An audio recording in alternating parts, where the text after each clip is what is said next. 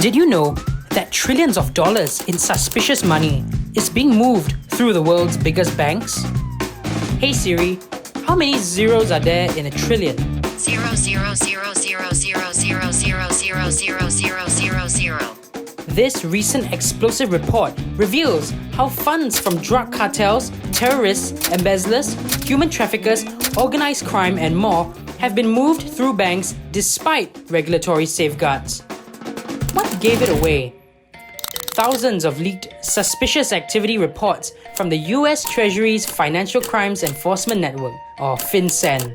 You see, banks need to file an SAR, or Suspicious Transaction Report, as it's called in Singapore, if they think a client might be up to no good. When you file an STR, you will have a safe harbor from being prosecuted for money laundering. But the bank then needs to dig for more info and keep an eye on the deal. Sometimes it could turn out to be legitimate.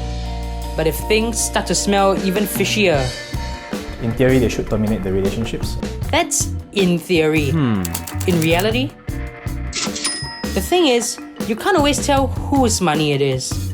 The terrorists will be hiding behind some other nominee or proxy, and there will be some other offshore entity that is involved. The funds may pass through various middlemen. A US correspondent bank operating in Myanmar may be getting money from a Myanmar bank and then transferring it to another US bank, which will then go into another US account. But don't banks have the duty to find out who ultimately controls the money?